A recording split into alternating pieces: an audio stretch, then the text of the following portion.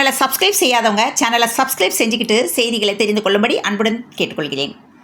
வணக்கம். இன்றைய முக்கிய செய்திகள். இந்தியாவின் முதன்மை மாநிலம் என்ற பெயரை தமிழ்நாடு பெற்றிருக்க அதன் அசைக்க முடியாத முதலமைச்சராக மு.க.ஸ்டாலின் திகழ்ந்து வருகிறார். அவரின் தலைமையிலான திராவிட மாடல் அரசு கருத்தியல் சார்ந்த அரசியலை முன்வைத்து தனித்துவமான தமிழ்நாட்டை உருவாக்கி வருகிறது. குறிப்பாக எல்லோருக்கும் எல்லாம் என்ற திராவிட மாடல் கருத்து இந்தியாவில் பல மூலைகளில் எதிரொலிக்க தொடங்கியுள்ளது. சேலத்தில் உள்ள அதிமுக பொதுச் செயலாளர் இபிஎஸ் வீட்டுக்கு வெடிகுண்டு மிரட்டல் வந்த நிலையில் சேலத்தில் உள்ள அவரது வீட்டில் வெடிகுண்டு நிபுணர்கள் தீவிர சோதனை நடத்தி வருகின்றனர்.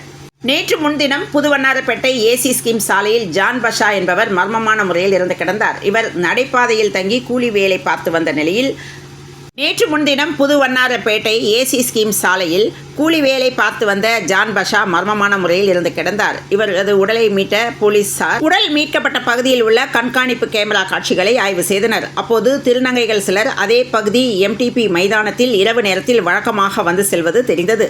விசாரணையில் அதே பகுதி தேசிய நகரை சேர்ந்த குகன் என்கிற மலையா வயது 40 என்ற திருநங்கை ஆசைக்கு இணங்கமர்த்த ஜான் பஷாவை கொலை செய்தது தெரிய வந்தது.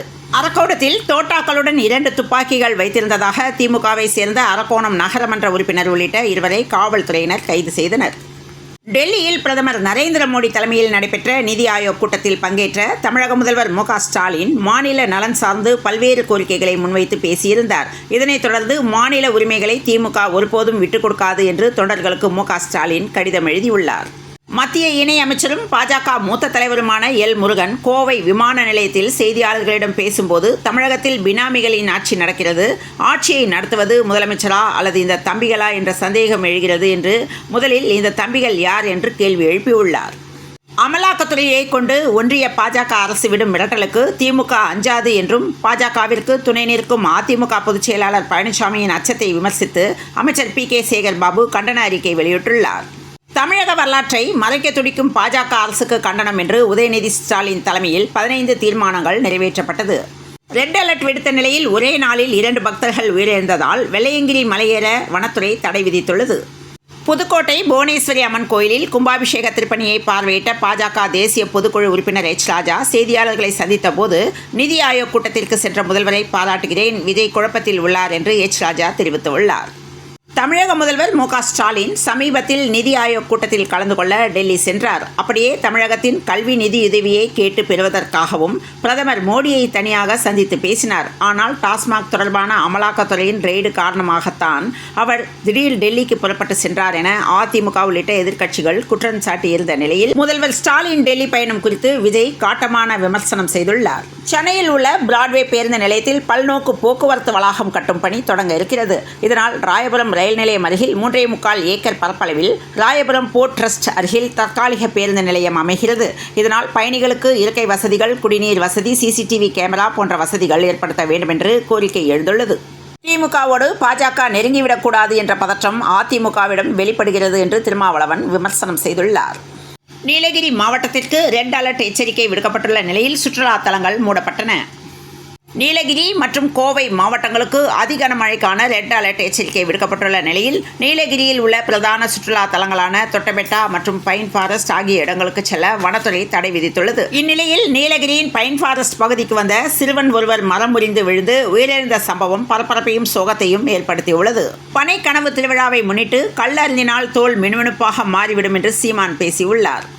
திருச்சி மாவட்டம் கருங்குளம் அரசு மேல்நிலைப் பள்ளியில் 12ஆம் வகுப்பு பயின்றவர் மாணவி பி. சத்யபிரியா என்பவர் பொதுத் தேர்வு காலகட்டத்தில் தன்னுடைய தந்தை இருந்த நிலையிலும் மன உறுதியோடு தேர்வினை எதிர்கொண்டு 528 மதிப்பெண்கள் பெற்று பள்ளி அளவில் முதலிடம் பிடித்துள்ளார். இந்நிலையில் தேர்வு நேரத்தில் தந்தை மரணம், மன உறுதியுடன் தேர்வில் அதிக மதிப்பெண் பெற்ற மாணவிகளுக்கு உதயநிதி ஸ்டாலின் பாராட்டு தெரிவித்துள்ளார்.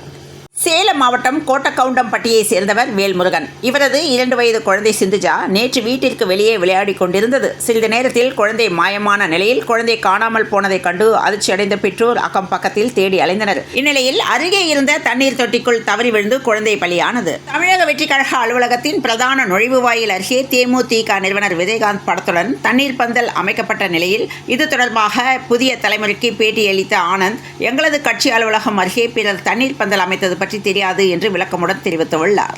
திருநெல்வேலியில் மண் திருட்டு நடைபெற்ற நிலையில் 3 பேர் கைது செய்யப்பட்டு ஜேசிபி வாகனம் பறிமுதல் செய்யப்பட்டது.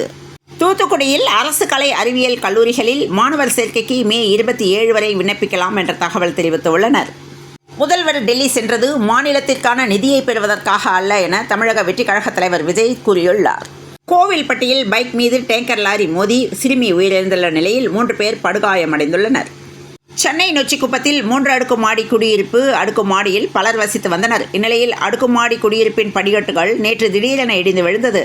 இதனால் வீட்டின் மாடியில் பலர் சிக்கிக் கொண்டனர். தகவல் அறிந்து விரைந்து வந்த தீயணைப்பு மீட்புக் குழுவினர் மாடியில் சிக்கியவர்களை பத்திரமாக மீட்டனர்.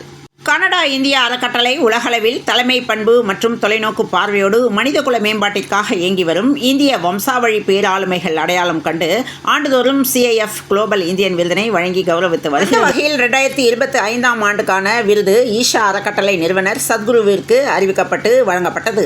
கர்நாடகா மாநிலம் மங்களூருவில் திருமணமாகி 6 மாதத்தில் மனைவி பிரிந்து சென்றதால் பெண் பார்த்து கொடுத்த புரோக்கரை கணவன் கொலை செய்த சம்பவம் மங்களூர் பகுதியில் அதிர்ச்சியை ஏற்படுத்தியுள்ளது. புதுக்கோட்டை மாவட்டத்தில் ஜெயராமன் என்பவர் வயது 25 நேற்று ஞாயிற்றுக்கிழமை தஞ்சை மாவட்டம் பேராவூரணி வாரல் சந்தையில் வீட்டுக்கு தேவையான காய்கறி மற்றும் பொருட்கள் வாங்க புறப்பட்டவர் அதே பகுதியைச் சேர்ந்த வெளிநாட்டில் வேலை செய்து வரும் ராஜசேகரன் என்பவரின் மகன் அறிவுக்கரசு வயது 12 உடன் ஒரு மோட்டார் சைக்கிளில் சென்றுள்ளார்.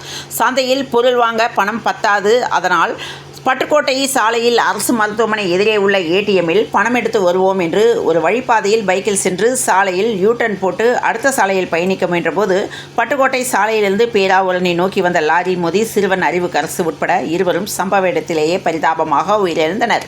கோடை விடுமுறை முடிந்து ஜூன் 2ஆம் தேதி பள்ளிகள் திறக்கப்பட உள்ளன. சேலம் மாவட்டம் ஏற்காட்டில் 48வது கோடை விழா மற்றும் மலர் கண்காட்சி நடைபெற்று வருகிறது. கோடை விழாவின் 3ஆம் நாளான ஞாயிற்றுக்கிழமை மலர் கண்காட்சியை காண சுற்றுலா பயணிகள் ஏராளமானோர் ஏற்காட்டில் குவிந்தனர். இந்த நிலையில் மேட்டூர் அணை பூங்காவில் ஞாயிற்றுக்கிழமை ஒரே நாளில் கட்டணமாக 1,58,930 ரூபாய் வசூலிக்கப்பட்டது. பிரீமியர் தொடரில் தனது கடைசி லீக் போட்டியில் அசத்திய சென்னை அணி 83 ரன் வித்தியாசத்தில் ஆறுதல் வெற்றி பெற்றது. கிளாசன் அபாரம் கொல்கத்தாவை வீழ்த்தி ஐதராபாத் அசத்தல் வெற்றி பெற்றது. சென்னையில் இன்று 22 கேரட் ஆபரண தங்கத்தின் விலை ஒரு சவரன் 78,464 ரூபாய்க்கும் 1 கிராம் 9,808 ரூபாய்க்கும் விற்பனையானது. தமிழகத்தில் அடுத்த 3 மணி நேரத்திற்கு 18 மாவட்டங்களில் மழை பெய்ய வாய்ப்புள்ளதாக சென்னை வானிலை ஆய்வு மையம் அறிவித்துள்ளது. கோவை மற்றும் நீலகிரி மாவட்டங்களுக்கு இன்றும் நாளையும் ரெட் அலர்ட் எச்சரிக்கை விடுக்கப்பட்டுள்ள நிலையில் அங்கு பேரிடர் மீட்புப் படையினர் தொடர்ந்து கண்காணிப்பு பணியில் ஈடுபட்டு வருகின்றனர். மேலும் பல்வேறு முன்னெச்சரிக்கை நடவடிக்கைகளும் மேற்கொள்ளப்பட்டு வருகின்ற நிலையில் உதகையில் சுற்றுலா தலங்கள் இன்று மூட உள்ளது. தென்மேற்கு பருவமழை கேரளாவில் வழக்கமாக ஜூன் 1ஆம் தேதி தொடங்கும் நிலையில் இந்த ஆண்டு 8 நாட்களுக்கு முன்கூட்டியே தொடங்கிவிட்டது. அதேபோல தமிழகத்தில் தென்மேற்கு பருவமழை தொடங்கியுள்ளது. இதன் காரணமாக தமிழகத்தில் நீலகிரி, கன்னியாகுமரி, கோவை, தேனி போன்ற பல்வேறு மாவட்டங்களில் மழை பெய்து வருகின்ற நிலையில் கனமழையில் கோவையில் 5 வீடுகள் சேதமடைந்துள்ளதாக அமைச்சர் முத்துசாமி தெரிவித்துள்ளார். மத்திய கிழக்கு அரபிக்கடல் பகுதியில் நிலவிய ஆழ்ந்த காற்றழுத்த தாழ்வு பகுதியானது படிப்படியாக கிழக்கு திசை நோக்கி நகர்ந்து வலுவிழக்கக்கூடும் என்று கணிக்கப்பட்டுள்ளது. இதனால் பரவலாக மழைக்கான வாய்ப்பு இருப்பதாக தெரிவிக்கப்பட்டுள்ளது. இத்துடன் இந்த செய்திகள் நிறைவடைந்த நிலையில் தொடர்ந்து இணைந்திருங்கள் பிரபாஸ் கதமம் செய்திகளுடன். மீண்டும் மற்றொரு செய்தியில் சந்திப்போம். நன்றி, வணக்கம்.